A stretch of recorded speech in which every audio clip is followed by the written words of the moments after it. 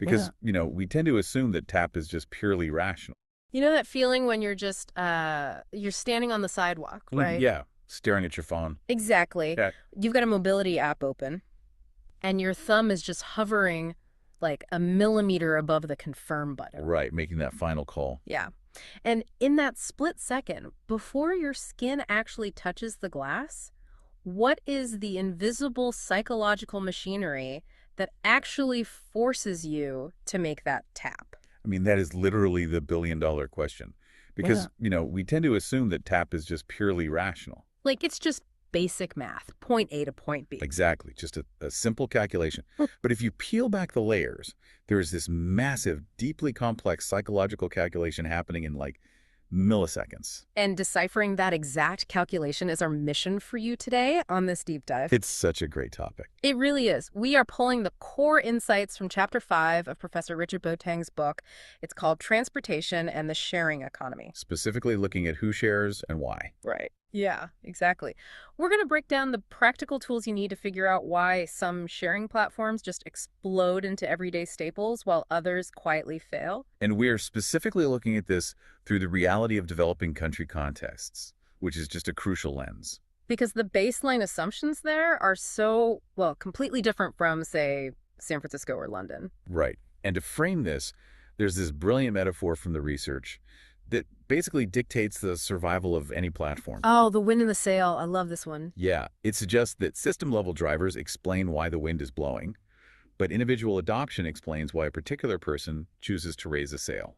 That is just such a perfect way to visualize the constraints on a startup. Because, I mean, if you're a platform manager, you are completely powerless over the wind. Right, you can't control it. You can't just decree that incomes in a city like Kumasi should instantly double or, magically rebuild a crumbling road network. Or single-handedly drop the global price of crude oil. The macroeconomic reality is just fixed. But what you can control, what you can actually engineer, is the individual decision to raise that sail. Exactly. You have immense power over how trustworthy a transaction feels or how seamlessly a payment processes. Or how visibly a community actually embraces your service. Right. So today we are skipping the dense academic theory. We're going to transform these established tech adoption models into a real-world diagnostic toolkit. Let's get right into those tools because, we all know the old 1980s TAM model, right? The technology acceptance model, yeah. Yeah, the grandfather of all tech adoption theory. And it basically says if an app is useful and if it's easy to use, people will adopt it. Which sounds nice in theory. Right. But in a complex mobility market, that feels almost laughably naive today. Oh, completely. Relying just on TAM is like saying, a new diet will definitely work just because the food is technically healthy and easy to cook. Right. It totally ignores reality. It completely ignores whether your family is sitting right in front of you eating a massive pizza every single night. That's a great analogy. The environment matters just as much as the product, often way more. Yeah. And that exact blind spot is why psychology gave us TPB, the theory of planned behavior. Okay, so what does TPB add to the mix? It introduces the social dimension that TAM totally missed. It argues your intention to adopt is shaped by three things. First, your personal attitude. Do you actually like the idea? Huh? Simple enough. Second, perceived behavioral control. Like, do you feel capable of executing the action despite real-world obstacles? Right, like bad roads or patchy internet. Exactly. And third, going back to your pizza analogy, subjective norms. Subjective norms. Huh. Which basically just means unspoken social pressure, right? Precisely. What does my community think I should do? There's this fascinating data on electric motorcycle adoption in Indonesia that illustrates this perfectly. Oh, right, the e-bike study. What did they find there? They found that early adoption wasn't just driven by the math, the economic savings on fuel. So it wasn't just about saving money. No, it was fundamentally driven by how the local community perceived the bikes. Interesting. If the neighborhood consensus was that electric motorcycles were just, like, unreliable toys, no amount of ease of use was going to convince someone to buy one. Because they'd be risking their social standing. Exactly. The community endorsement profoundly shaped the individual attitude. You didn't want to be the guy on the unreliable toy. Which becomes incredibly critical in tightly networked social worlds. like in many African Oh, cities. absolutely. Because if formal consumer protection laws are weak, or you just don't trust an invisible corporate hotline to refund you when a ride goes wrong, You rely entirely on your informal trust network. right, you use the app because your brother used it and got home safely. That trust network completely compensates for institutional deficits. Uh, What the community endorses is the actual deal breaker. which brings us to the ultimate diagnostic framework we have for you today. Yes. UTAU. Such a catchy acronym, right? I know, it's terrible. The Unified Theory of Acceptance and Use of Technology. It's if of a mouthful. It really is. Yeah. But it absorbs all those previous blind spots. It refines human decision-making into 4 distinct pillars: Okay, lay 'em on me. performance expectancy, effort expectancy, social influence, and facilitating conditions. Okay, let's unpack this and turn it into a practitioner's shortcut. If you're a manager trying to figure out why your app is failing, UTOT basically gives you 4 blunt questions. Right. Question 1. Will it actually help them? That's performance. Got it. 2. Is it easy enough? That's effort. Okay, question 3. Are people they respect using it? That's the social piece. And the last one. Do they have what they physically need to use it? That's facilitating conditions. Like, do they have a smartphone, affordable data, and a working digital payment method? Exactly. And having that 4-question shortcut is literally the difference between surviving and burning through millions in venture capital for nothing. Let's apply this to a real-world example from the text. Imagine you launch a slick new bike share scheme on a massive university campus in Ghana. Okay, I can picture it. You've imported these top-of-the-line bicycles. The app interface is totally flawless. It takes like 3 taps to unlock a bike. So under the old TAM model, perceived usefulness and ease of use are off the charts. Right. But a month goes by and absolutely nobody is riding the bikes. Ouch.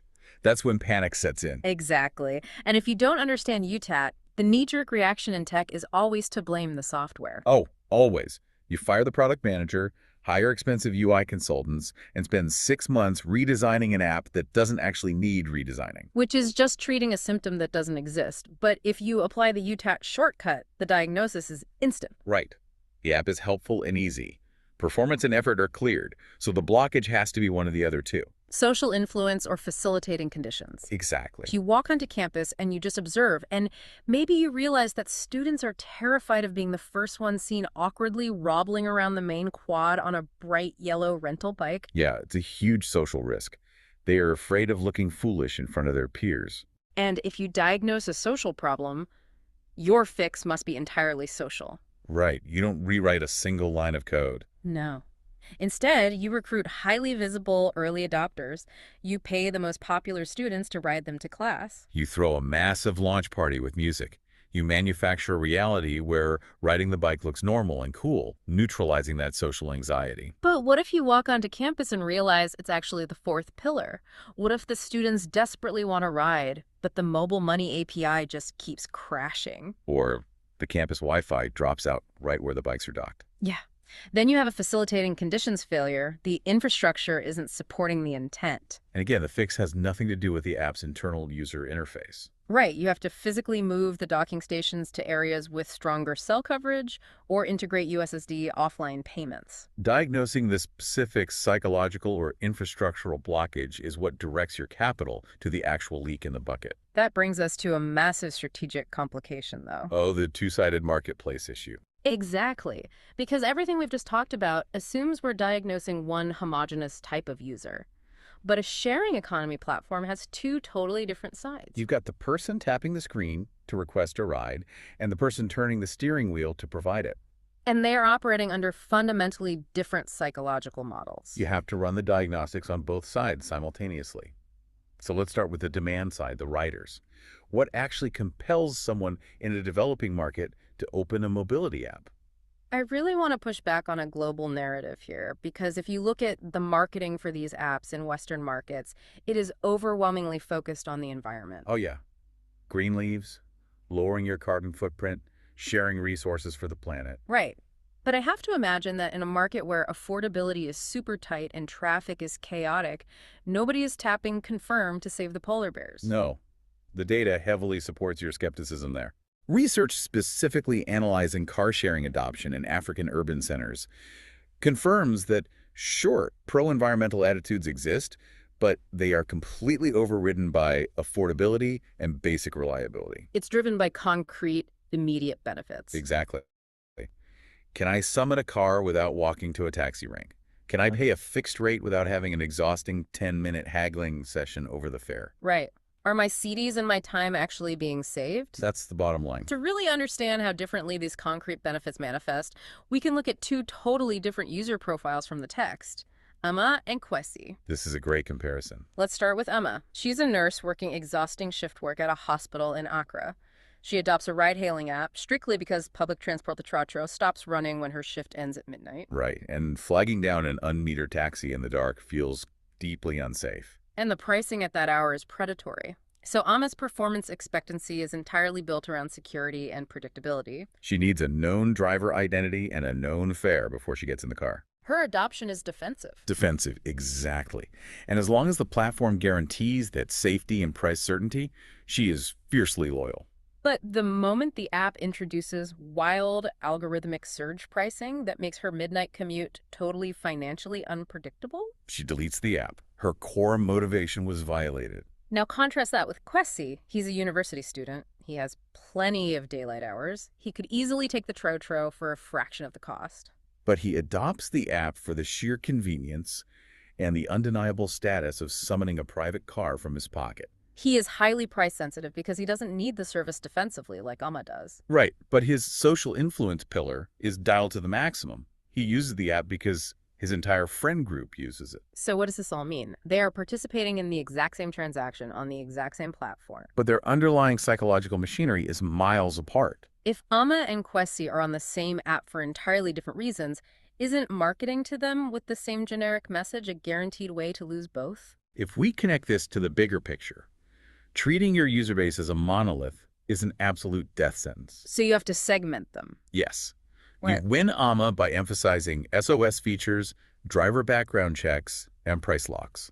And you win Kwesi by dropping referral codes in his inbox and leaning heavily into the social proof of his peers. Segmenting by motivation, not just demographics, is the first mandatory law of adoption strategy. Okay, so we've cracked the psychology of the person in the back seat. Let's confront the provider's paradox. The drivers. Right. Why would someone hand over the keys to their personal depreciating asset to a complete stranger?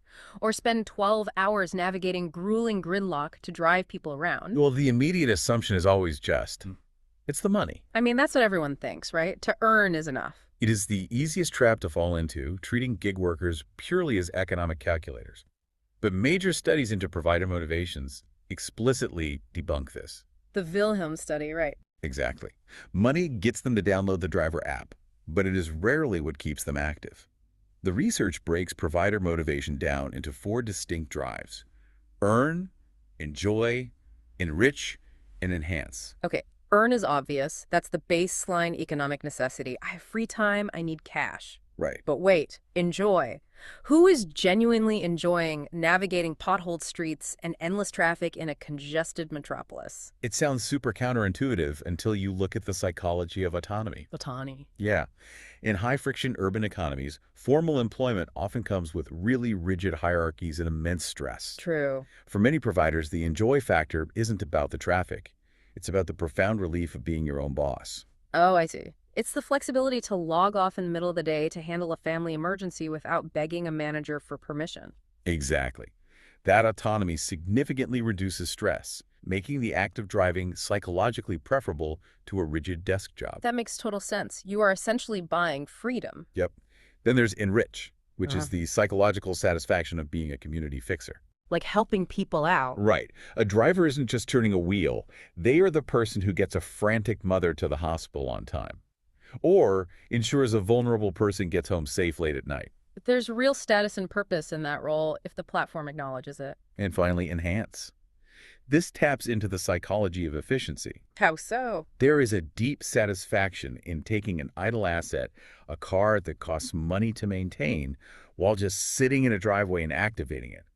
It feels smart, resourceful, and in some cases, socially responsible. This completely rewrites how platforms should manage their supply side. Oh, completely. Because treating providers purely like coin-operated machines is incredibly fragile. Yeah. If you build your driver base only on that earn pillar, you have zero loyalty. Zero. The exact second a rival platform enters your city and offers drivers 5 cents more per kilometer, they will jump ship without a second thought. It's a race to the bottom. The platforms that actually survive don't win price wars. They win the psychological war. They pull the other three levers. So they provide genuine, unpunished flexibility to satisfy that enjoy motive, rather than penalizing drivers with algorithmic timeouts. Exactly. And they build responsive, human support systems that make drivers feel like respected partners, fulfilling the enrich motive. And from a purely cold capitalist perspective, treating human beings with dignity and offering real flexibility is dramatically cheaper than bleeding millions of dollars a month trying to out-subsidize a competitor's fares. So much cheaper. A rival can copy your discount code in 10 minutes.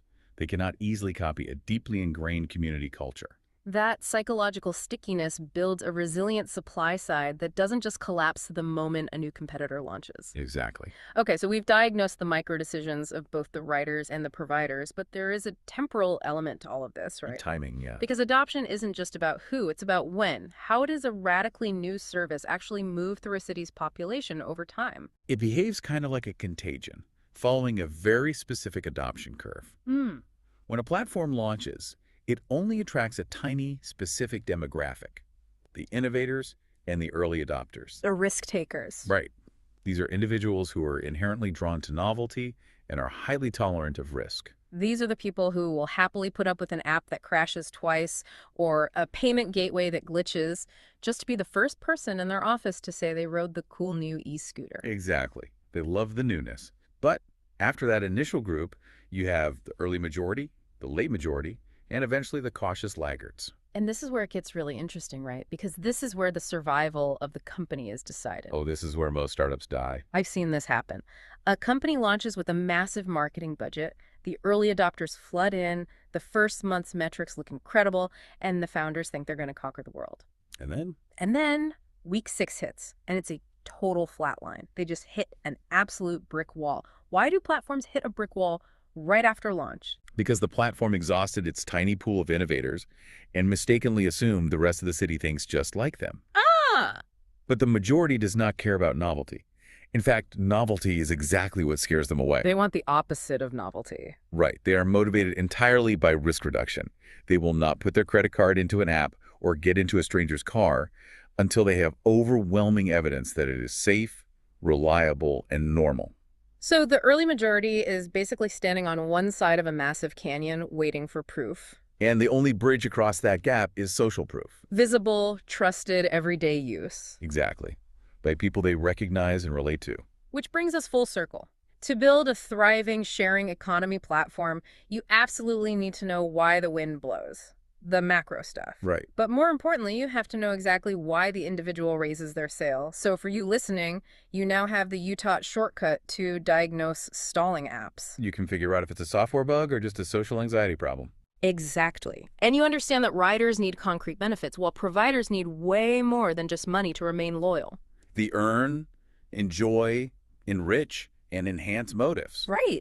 And you know that social proof bridges the gap to the cautious masses. Which leaves you with one final fascinating paradox to mull over. Oh, lay it on us. We know that social proof, seeing people exactly like you using a service safely, is the only way to convince the majority to jump on board. Right. But if everyone is waiting to see someone else do it first, how does a brand new platform manufacture that initial illusion of widespread, everyday trust in a market where they currently have zero footprint?